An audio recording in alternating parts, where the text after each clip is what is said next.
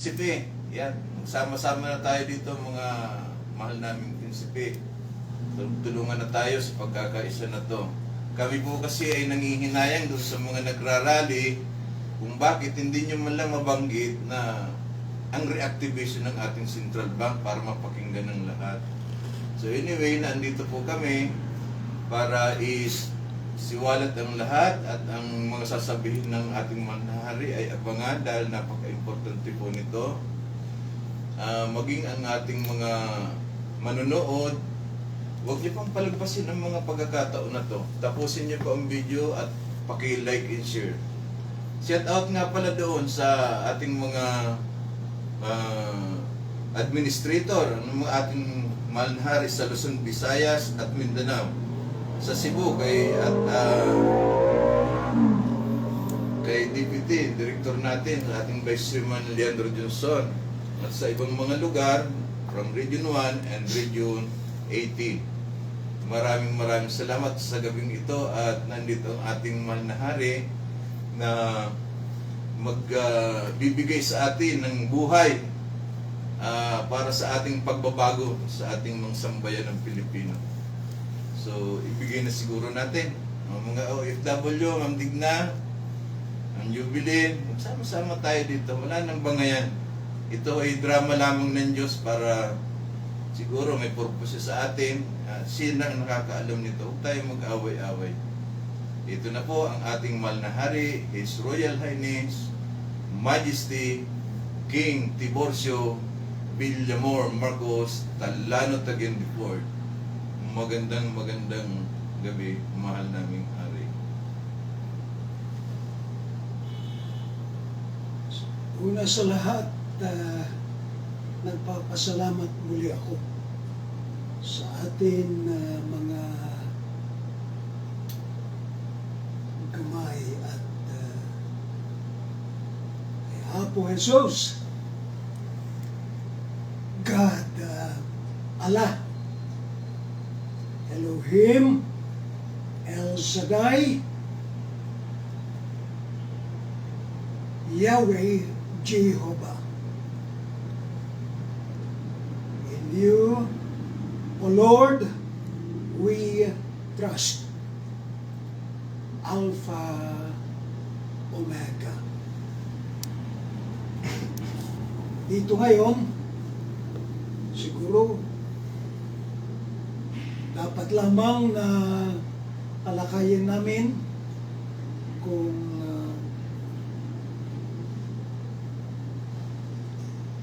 ang question ay sa atin kalagayan.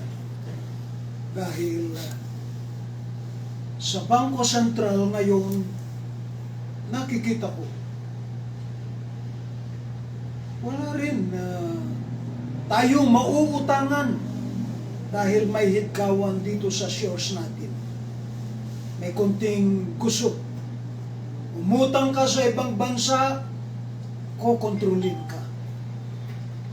Wala rin OFW remittances dahil katatapos lang ng pandemya. Nagsisimula pa lamang. Bagkos, wala rin kang makukolekta na buwis sa mga tao at mga businesses dahil 3 taon nito, pang-4 na ngayon na wala pang kinita ng mga tao. Nakita mo, 4 na taon na wala tayong pagkukunan ng pera. Saan tayo kukuha ng pera? Ang budget ng gobyerno natin, ang administrasyon natin sa fiscal year, tauna na budget nila 6 trillion pesos. Wala. Ang pagkaalam ko, may nautang sila na 5 trillion 700 billion, kulang pa raw. At nagbabangayan sila sa Senado, Kongreso, kung sinong kukuha ng budget na yan na pinag-aagawan nila. O nakita mo, una, yung 6 or 5 trillion 700 billion, utang lahat yan. Pinangutang na naman nila ng taong bayan. Sinong magbabayad dyan? Yan. Pakinggan ninyong mabuti. Ngayon, nandyan. Panibago ang ating finance minister. Si Congressman, famous man, Ralph Recto. Mga traditional na mga politician. Pagkaalam namin, kaya inappoint ka namin dyan. Hindi lang kung sinong magiting na politiko o sinong magiting na tao ang nag-appoint sa iyo. In-appoint ka ng mga tao. Ngayon, may responsibilidad ka. Alamin mo kung saan ka makakakuha ng kwarta. Ino-offer namin sa iyo. It will be the implementation of United Nations Security Council ECOSOC na pinangungunahan ng Alpha Omega World Peace Community Development Marshall Program. Nandito kami. I headed the group ngayon ng proper implementation ng Project ECOSOC, United Nations ECOSOC. Mapupunduhan namin through the reactivation ng Central Bank of the Philippines. Itong ginagawa natin na lame duck, pero hindi pwedeng gamitin itong ginagamit natin na Bangko Sentral ng Pilipinas. There is only one way. I-reactivate natin yan. Overnight, we will have the funding of the fiscal year-to-year na problema ng bansa natin. Because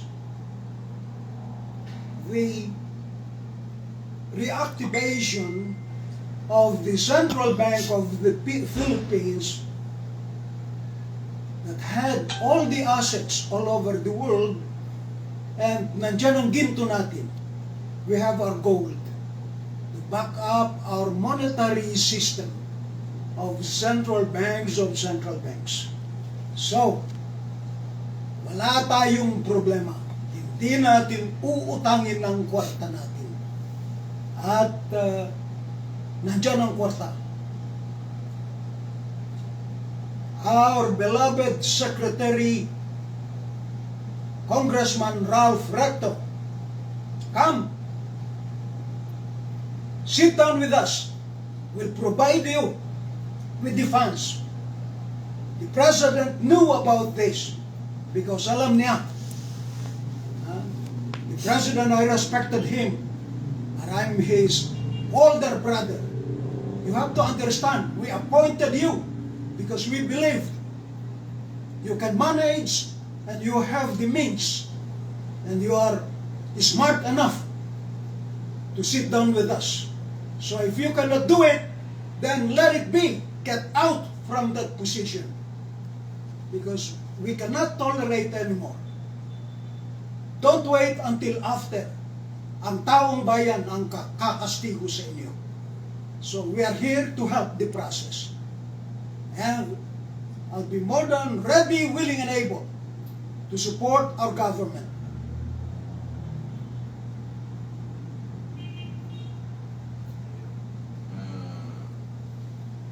Salamat po, mahal na aming hari, sa maikling pagpapahayag ng inyong update para sa lahat.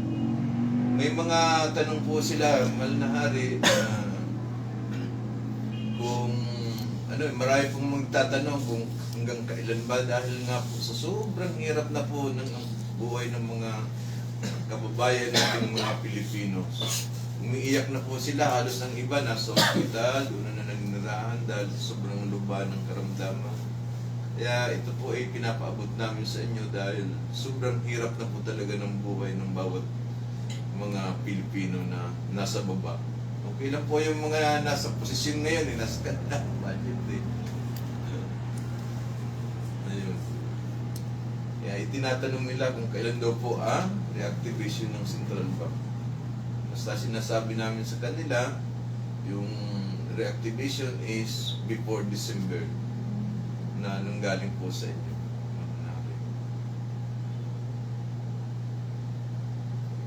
Ang totoo niyan, kaya natin gawin yan. If I have to use my special power sa United Nations as a governor, 7-star governor general ng United Nations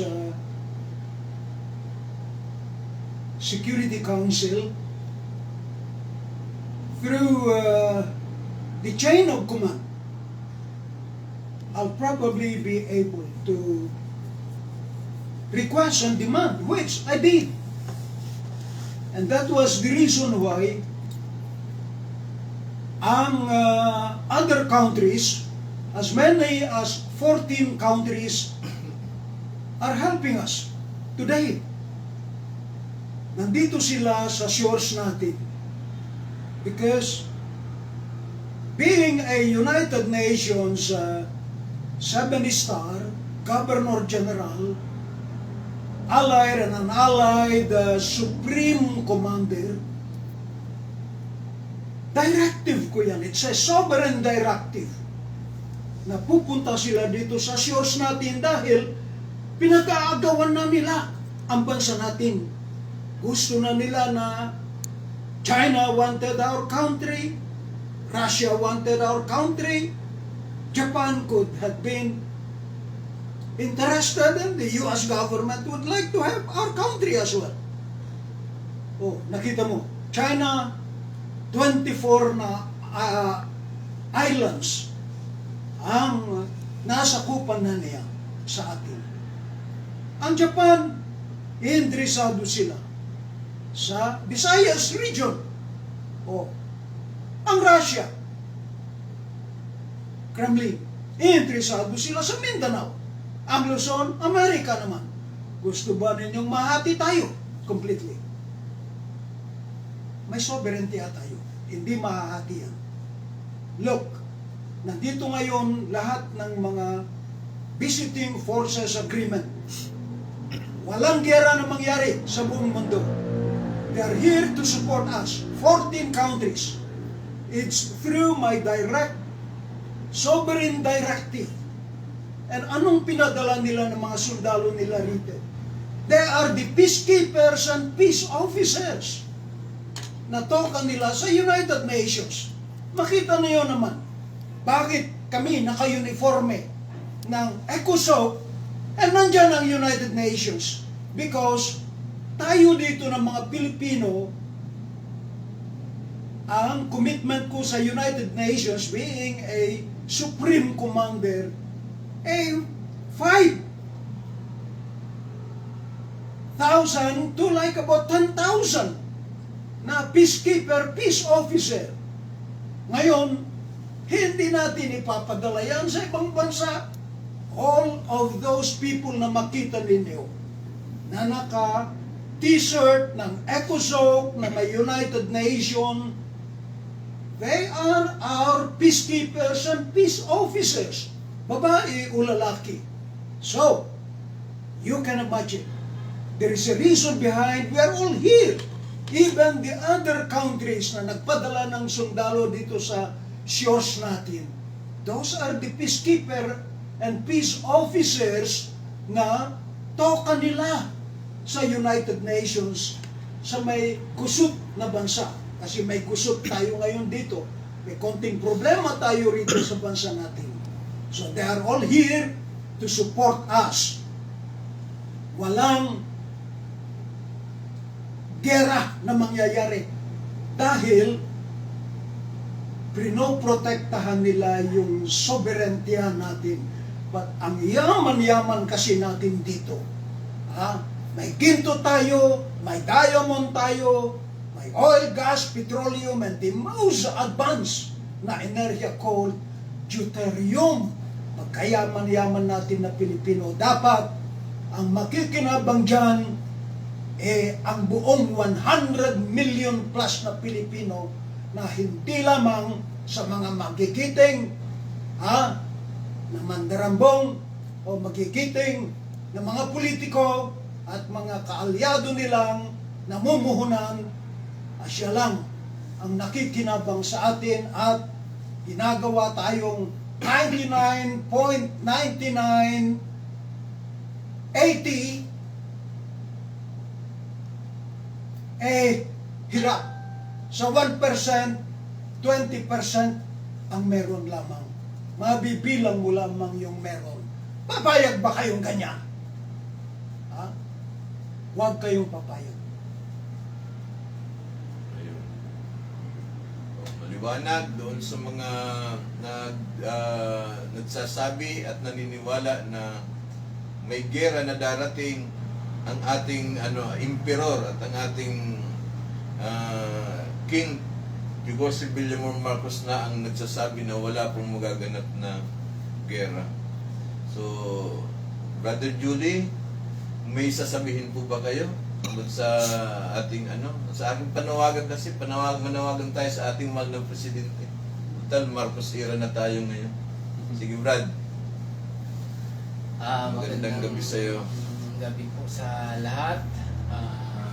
Sana makinig po, mapakinggan po to ng ating presidente ang aming panawagan para ma-reactivate na po ang Central Bank of the Philippines, dahil ang presidente po ang Board of Trustee, Board of Governor ng Alpha Omega, na dapat maging katuwang siya ng ating hari, at ang ating hari ang magbasbas sa kanya para magawa na niya yung mga pinangako niya sa mga sambayanang Pilipino na magkaroon ng pabahay.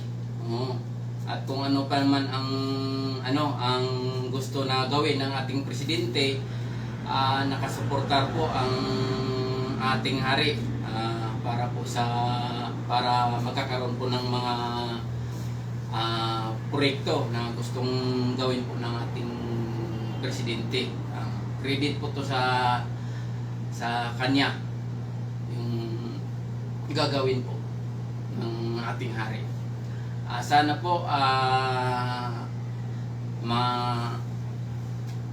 sana po magkakaisa na po ang mga sambayanang Pilipino sa mga panawagan natin na makarating po sa lahat, sa ating presidente, dahil po ang programa po ng Diyos, ang Alpha Omega World Peace Development Marshall Program, na ang ating chairman po, ang ating hari na si King Tiburcio Villamor Marcos Taliano Tagian Deport, dahil ang patrimonya po ay ang nasa sambayan ng Pilipino po, na tayo po lahat ang may karapatan na hihingin po sa ating presidente na i-reactivate na po ang Central Bank of the Philippines para ma-implement na po ang United Nations ECOSOC Humanitarian Article 55, 55, 57, 630 up to 71 para magkakaroon na po ng massive housing, libre pa bahay, libre pa lupa, kuryente, tubig, financial, hospitalization, at saka sa school, libre na po lahat. Yun na po. Diyan na po mag-uumpisa ang divine government na mag-uumpisa po sa Pilipinas sa kabuong mundo sa pamamagitan po ng United Nations ECOSOC. Maraming po salamat. Salamat, Brother Julie. At ako po ay mahal na hari, may ipapahabol ako kasi yung mga administrador natin medyo nagkakagulo about doon sa mga kadastro. So anyway, hindi ako nakikipahalo muna sa inyo kasi para solo ko yung walang magagalit. Baka sa akin na naman kayo magalit, mga kapatid. Ito pong ginagawa ng ating mahal na hari na mga kadastro para sa 7,169 islands and islets sa buong Pilipinas, Luzon, Visayas at Mindanao, kasama ang Sabah, from Region 1 to Region 18. Lahat po yan Kaya tayo pinagaan ng ating manahari sa na magkaroon ng ID po para po doon yan sa kung taga saan ka, doon ka po niya ilalagay. Wag po kayong mangunahan na si Kiso ganito, inaagaw ang lupa. Wala pong ganon. Iko-command po lahat yan. One word, command lang po ang ating manahari. Doon lang po tayo magbase. Huwag lang po kayong mainip kasi sa panahon ngayon, inire-ready niya na po lang ang lahat. From Region 1 to Region 18. Kasi kung hindi kayo sumusunod, mahuhuli kayo mga kapatid. Once na ma-reactivate ang Central Bank at ang pondo na dadaan sa mga administrador ay kung example, ang Region 1, Region 2, from Region 18, wala pong administrador, kawawa ang tao dyan. Tama po ba, manahari? See? Kawawa ang tao dyan. Sinong hindi naman ito idadaan sa mga politiko Mga administrador to Kaya makinig kayo, matigas po ulo dito sa ating natin. Nag-aaway-away kayo, nag-aaway-away sila dahil sa kulang sa kaalaman. Magtanong po muna kayo. Minsan, kaya magbasa ng GC na hindi naman tama yung sisiraan yung isa, nakakasama ng loob kasi ang gusto natin dito ay magkaisa. Bakit nangungunahan kayong magalit doon sa kabila at ganoon din sa kabila? Parang awan nyo na. Kung kayo magla-live, tayo magla-live, ang isipin natin ang magkaisa. Kasi pag nagbanggit ka sa kabila, mapapasama ka. Ay dito, kaya kami ingat na ingat sa ngayon kasi ang gusto namin, ma-implement lang to. Hindi po kami na dito na kung ano pa man na ang tawag doon, ranggo o walang ganun. Ang gusto ko ma-implement lang to kasi pag na-implement to, yung mga tao nagpapasarap, nagbabakasyon tayo, inuutosan tayo ng malari. Gusto niya ba yan? Ayoko na sana nung ganun, pero kung yun ang binigay sa atin ng Panginoon, dahil po kami ang naandito sa tabi ng mahal na hari, kaya po namin ito ginagawa. Alam namin ang ginagawa namin sa sarili namin para sa sambayan ng Pilipino. Kung hindi kami kikilos, kung hindi tayo kikilos, paano na? Kaya ba ng hari ito?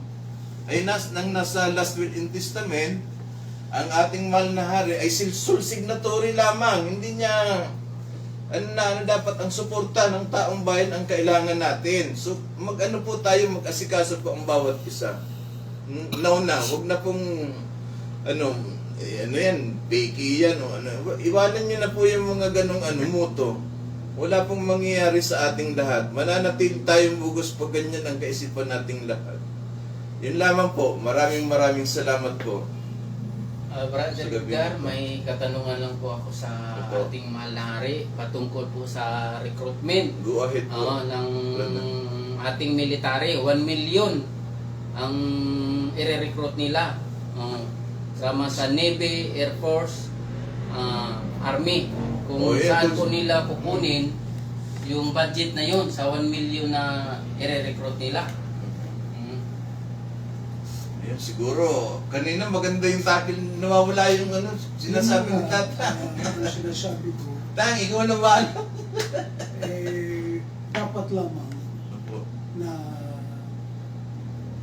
matanong din ninyo yan dahil una, sa logistics sa armed forces natin para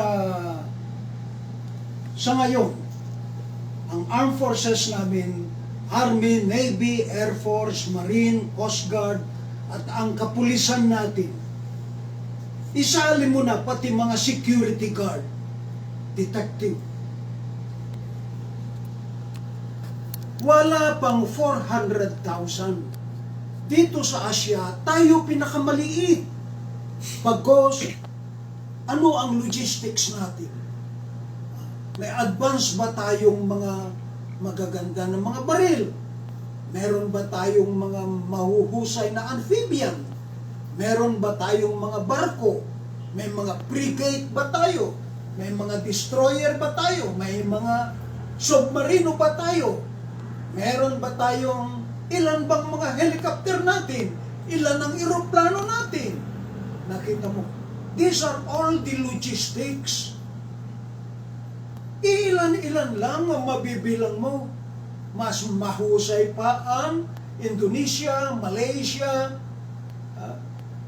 Vietnam. Mas malaki pa ang kanilang armed forces. Mas maganda pa lahat ng mga equipment nila. O nakita mo, tayo, masyado tayong proud. Ay, walang-wala tayo dito. Anong ginagawa ng mga politiko natin? Oh, for the past 30 years, inalis na nila ang ROTC. Asan ang ROTC natin ngayon? Asan ang reserve forces natin? Wala. Hindi tayo preparado dito. Minsan lang gumalaw ng China, isang araw lang, cripple na tayo. Oh, ano yung pinagmamayabang natin dito? Nothing. Bokya. Mga egneg, lahat ng mga politiko natin dyan. Because, nakita mo, hindi ba nila na plano yan? Man lang, ang gagaling ng mga senador natin. Sa kongreso natin na maglagay ng plebisito. Anong ginawa nila? Wala tayo ngayon preparedness. Sabi ko nga sa inyo, 400,000 lang ng... Oh, anong meron tayo rito? Nothing. Bokya. Isang araw lang, pumunta rito ng China, wala silang gagarutihin na tao. Ilagay lang nila ng electronic magnetic pulse na sap na ng kuryente natin. Lahat. Hindi mo na yan may lalagay muli. Anong mangyayari? Ipatay tayo dito sa Metro Manila lahat.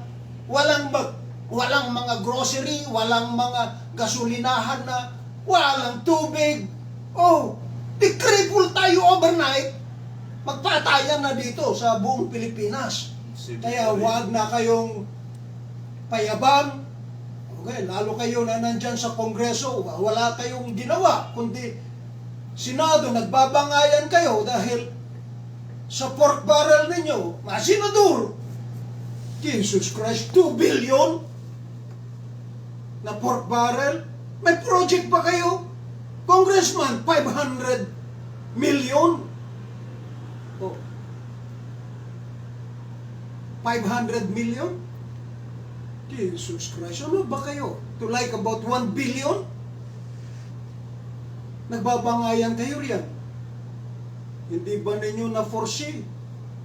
Wala na tayong proteksyon dito sa bansa natin. Mabuti, naagapan natin. Pinaniwalaan din naman ako through my sovereign directive ng United Nations. Kaya, napapunta bigla dito ng armed forces ng Amerika.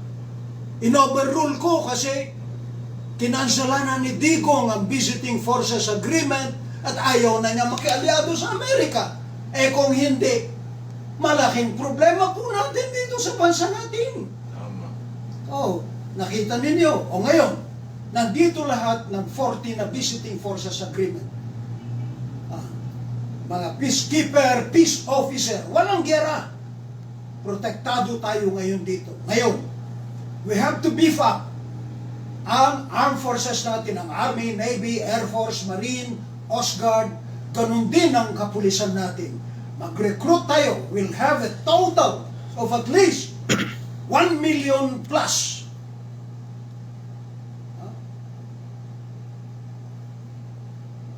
1 billion na armed forces natin at kapulisan natin. Of course, we need logistics. Advance na ngayon ng mga armaments natin. Oh, saan? Sinasabi ninyo riyan. Ewan ko kung talagang magaling din. Si Apo, sino na itong ating Kibo, Chidoro. Chudoro, na ating National Defense. Defense Minister. Oh, Saan ka kukuha ng logistics mo? Saan ka kukuha ng funding mo? Huwag mong sabihin na parang nababalitaan ko na magbibigay ng 10 billion US dollars ng Amerika. Huwag na kayong masisiraan ng ulo. Sinong magbibigay sa inyo na nandito sila sa forces natin? Tayo ang gagawa niyan. Pagkayaman-yaman natin, ang kwarta nasa at maginto nasa Central Bank of the Philippines na hindi rin pwedeng gamitin yan ng Bangko Sentral ng Pilipinas dahil dalawang bangko yan dalawang central bank yan. Ginawa ninyo na lame duck, ginawa ninyo na walang kakwenta-kwenta yung bangkos ay yung Central Bank of the Philippines na may sovereign patrimonya, na may dalawang Republic Act at may dalawang Presidential Decree. Because it's even covered by Admiralty Customary Law 8371, yung Law of the Sea and Water, Law of the Air, and Laws of the Land. Ano pa bang kailangan natin na masabi? Ngayon, saan panggagalingan ngayon niyang pera na para sa mga logistics natin? I'm referring now to yung mga gamit natin, mga baril natin. They have to be advanced. We have to be advanced with our security systems, like our IT, our intellectual properties. Bagkos yung mga barko natin, na frigate natin, mga amphibian natin, pero din mga submarino natin, wala tayo niyan. Kailangan, we have to beef it up. Eroplano natin, ilan-ilan lang. The most advanced ngayon na ibang mga eroplano, they could be either Sukhoi, or they could be Raptor 22, or they could be Siphon, or any other na eroplano natin. But we have to have them. Saan tayo kukuha ng multi-billion US dollars to buy this equipment? Kaya natin yan. But we have to have the reactivation ng central bank natin.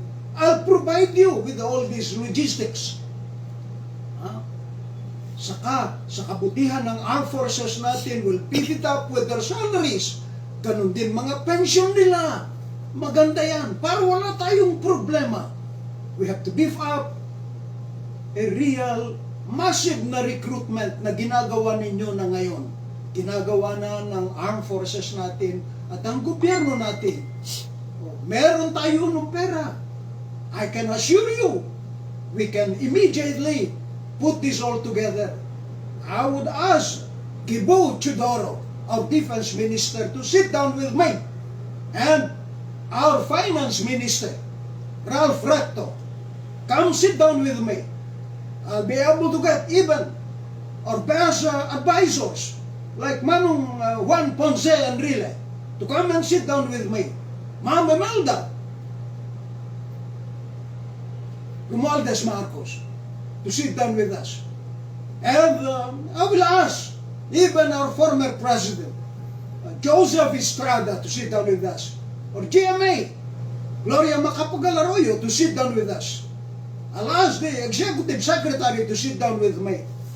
And Lucas Bersamin, I'd like to ask Belmonte, all the elders, yung mga matatanda na riyan, na statesman natin na sinasabi nila, or any other na interesado na who would like to come with us. Our spiritual advisors, just like Eduardo Manalo Jr. or with the Diocese of the Roman Catholic, I'll ask the Cardinal to come and sit down with me, talk to me, and we'll put it all together. So, sa ikabubuti ng mayoryang 110 million na Maharlikan o Firian, Filipinas or Filipinos, the people of the Philippines, ang siyang may patrimonya. Maraming salamat po sa inyo. Wow, ang ganda. Ang ganda mo ha. Ang ganda ng ating talumpati ng ating manahari. Sa mga media, sige lang. Ayaw nyo kaming pakinggan ha. Kung ano yung mga dapat nating asikasuhin, ang inaasikaso nyo iba. Ang para sa 110 million Pilipino, ayaw nyo talagang umasin sa or mangmang kayo sa katotohanan. Kasama sila rito. Dito, kasama tayo lahat dito. Ang mahal na hari, sabihin natin ngayon sa harap nila, sa mga manunood, na itong programang ito is, sa divine government, wala pang pipiliin dito, bibildi ka, pangit ka, maganda ka, anong man religion, lahat yan magkakaisa.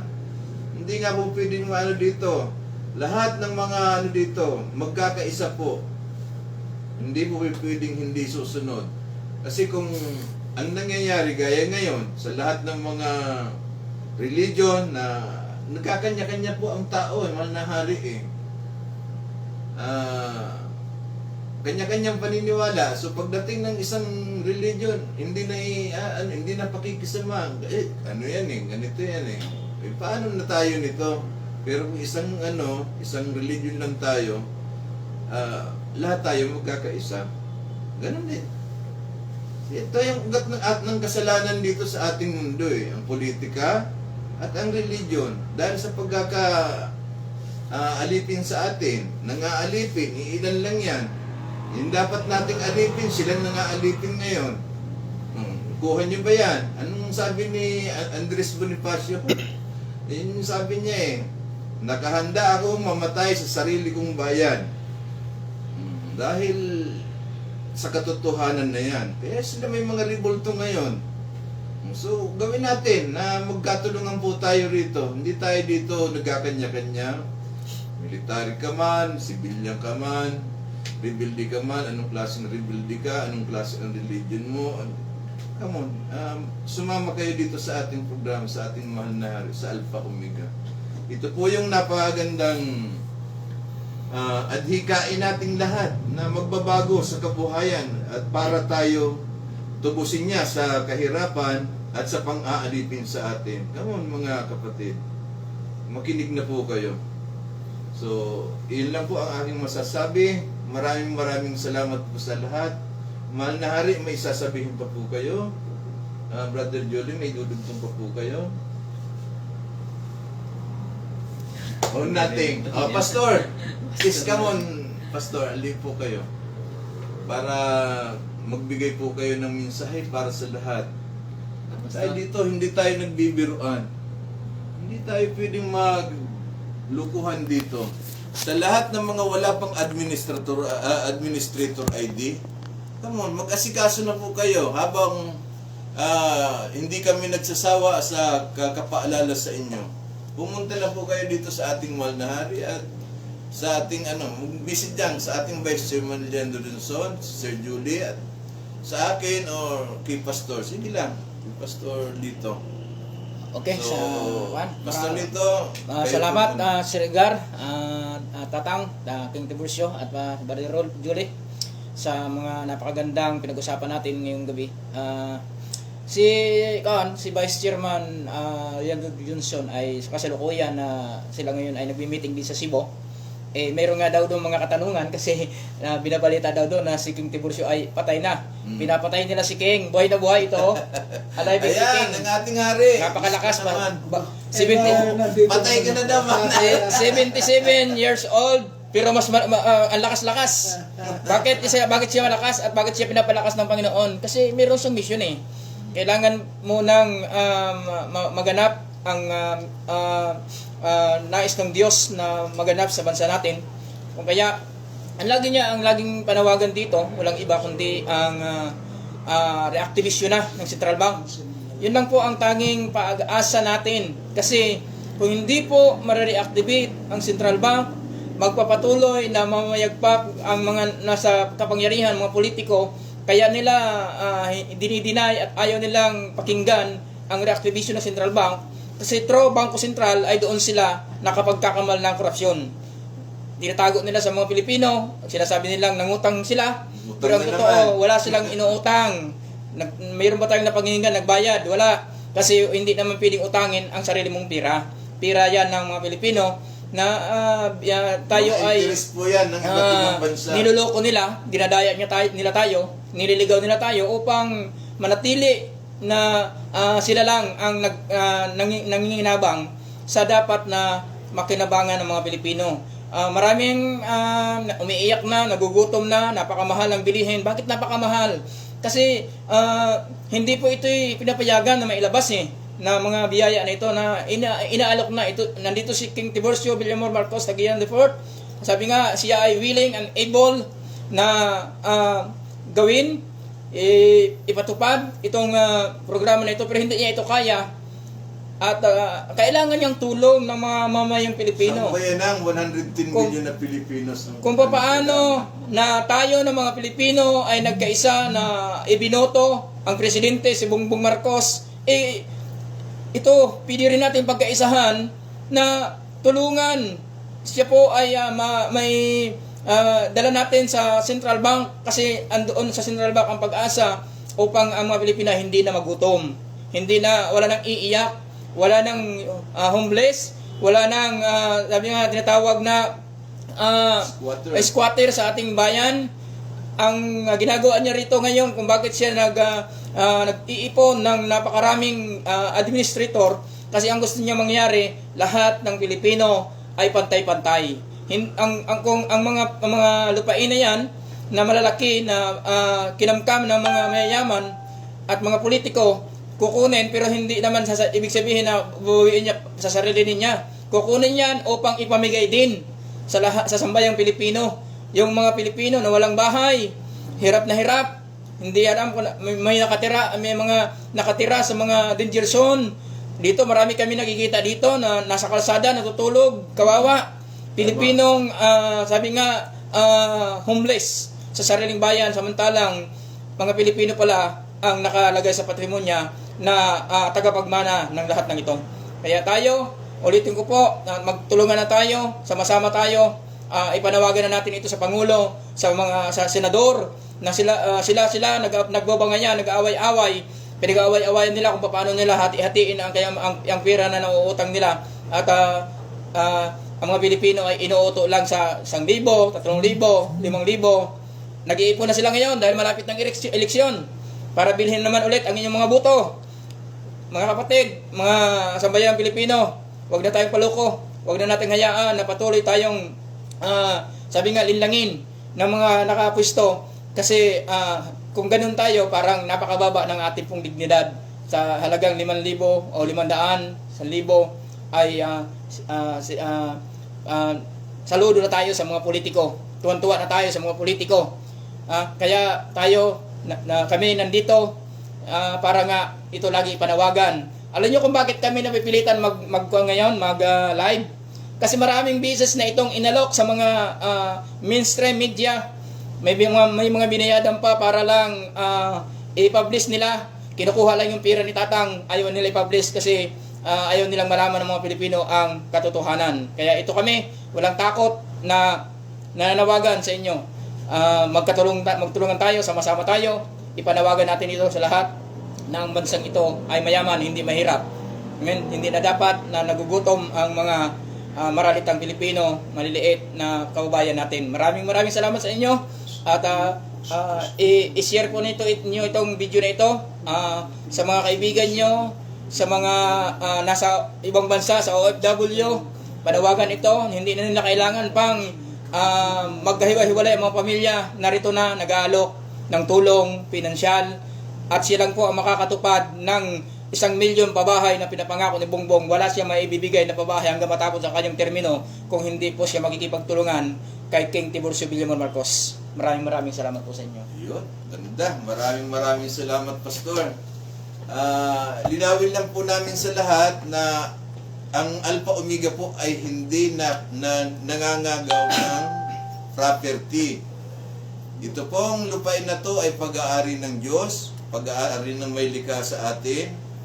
Mula nang isilang tayo nakahubad, may alam ka ba, may titulo ka ba, alam mo ba ang history? Hindi po, tama po ba? Ito pong programa ng Alpha Omega ay ipamahagi sa bawat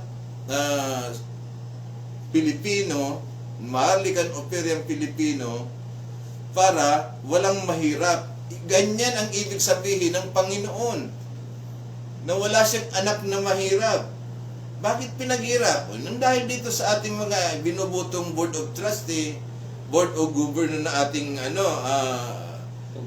programa dito ay sa Republic of the Philippines. Kung ito ay sinunod, mahal naming Pangulo, ito po listen, please. Kung ikaw ay binoto ng ating sambayanan, so hindi namin alam kung Picos Masin ba ang bumoto sa iyo o sambayanan. Wala na po akong doon. Ikaw po ang nasa katayuan mo na yan, mahal na Pangulo namin. Marcos era na ngayon.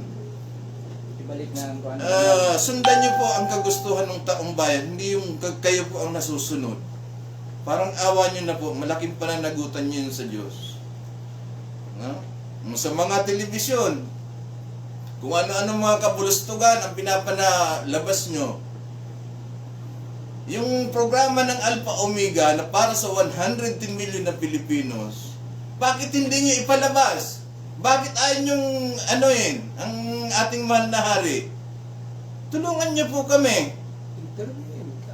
Interviewin nyo ang ating mahal na hari. Andito po kami, interviewin nyo kami. Interviewin nyo kami. Hindi po yung kayo po ang nasusunod din dahil kayong kumukontrol ng lahat. No. Darating po ang panahon dahil ngayon ang kapangyarihan ng Diyos ang masusunod. Hindi na po ang mga tao. Dahil ang tao, destroyer talaga yan sa ating mundo. Kung ito ay mapapabayaan ng ating Creator. Alam niyo yan. Minsan na nga tayong binaha. Naubos nga sa panahon, inuwi ang tao. Uulitin pa ba natin ngayon, mahal na hari? So, yun lang po. Kasi masakit na sa dibdib talaga yun ng mga nangyayari sa atin ngayon. So, mahal na hari, may dadagdag pa po ba kayo? Well, ang masasabi ko talaga, hindi pagising ang taong bayan siguro. Na-expect ko na magising na kayo. Lahat tayo, lalo kayo na nasa media, para sa, hindi ko malaman, dapat ang puntiryan ninyo sa kabutihan ng mga tao. Hindi. Sa kabutihan lang naman ng iiba. Iilan-ilan ang pinoprotektahan ninyo. Nagpapublish kayo. Yung kabutihan ng konting kabutihan at kasamaan ng isang tao, yun ang pinupuntiryan ninyo kasi sumikat na. Wala kayong ginawa, kundi i-publish ninyo yung isang tao, yung isang pastor. Siraan na ninyo completely. Ganun. Ano ba itong nangyayari sa atin? Dapat, ang i-publish naman ninyo, yung kapakanan ng mayorya, tayo lahat. That includes all of you. But then, look, kung pwede, parang whitewash pa ninyo itong problema na itong ating programa. United Nations, ekusaukyan para sa kabutihan natin. We will lead the process. Tayong mga Filipino, you people from the media, I don't know, ano bang agenda ninyo? Yung mga kabulastugan lang, yung kayabangan lamang, yung para sa inyo lamang, ang pinapublish ninyo, dapat napaka intellectual na ngayon ang mga Pilipino. Siguro, maloloko lang ninyo yung iilan-ilan. Pero, besides that, akala ba ninyo, ayaw na namin. Ayaw na ng mga tao na buksan pati ang telebisyon. Dahil, puro naman, wala, kundi Naliligaw ang mga tao. ang inyong pinapublish lamang, nag-impostor na tulisan na pulis. Yun ang pinapublish ninyo. Yung nagkamali lang ng konti, pinapublish ninyo. Yun. Yung pangkabuhayan at progress ng Pilipino, project para sa Pilipino. Kung sinong tutulong sa... Wala. Hindi yan napapag-usapan. Dapat, ang daming magagaling dyan. Pero, paano nga ba? Wala na sila kasing makurakot. Wala na sila sa pwesto, medyo nagsiatrasan na. Pero again, ang panawagan ko, lahat ng mga leaders, come join me. Come join us. Join the Alpha Omega. Pag-usapan natin sa ikabubuti ng bansa natin. And I will request the media, invite us. We'll come and sit down with you. You'll ask everything tungkol sa atin. Gusto ba ninyo na sa BBC ako pupunta? Or sa Al Jazeera? Or sa CNN outside of the country? Bakit hindi ninyo gawin dito? Na tayo will have a forum at pag-usapan natin ito sa ikabubuti ng bansa natin. Because we will lead the new world order. So, yan na ang aking panukala. And maganda ang buhay natin. We'll make this country the best country in the world. And miyembro ng G20 countries. So yan ang masasabi ko. And we are in with a massive industrialization sa bansa natin. So, may blessings tayo. Ako. Yun. Ang mahal na hari, alam ko pagod ka na, pero napakaganda nung i-prayer mo po ang ating programa, ang Alpha Omega at ang ating mundo. Ang ganda po yun, prayer mo eh. Hindi namin magaya eh. Salamat po. Siguro, sa conclusion ng ating live streaming today, so, tawagin ko po siya sa lahat ng pangalan niya. The Blessed Sacred Heart of the Jesus, God, Allah, Elohim, Buddha, El Shaddai, Yahweh, Jehovah. Papunta na po tayo sa Horizon Rotas Opera, Ganet Arapo Satur, Rotas Opera, Ganet Arapo Satur, Rotas Opera, Ganet Arapo Satur.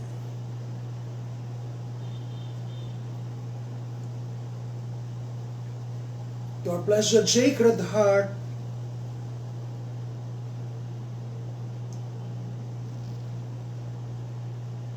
ng Barangay Sang Birhen, and to our Blessed Sacred Heart of Mary, Holy Mary, full of grace, the Lord is with thee.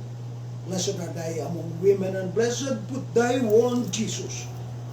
Holy Mary, Mother of God, pray for us sinners now, in the hour of our death. Amen. As it was the beginning, is now, shall be, the world without end. Amen. Amen. Our Father, who art in heaven, hallowed be thy name. Thy kingdom come, thy will be done on earth as it is in heaven.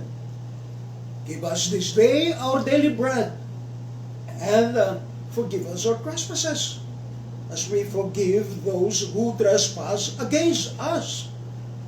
Don't lead us not into temptation, but deliver us from evil. O Judge, Maharlikan, o Firian, Filipinas Kingdom.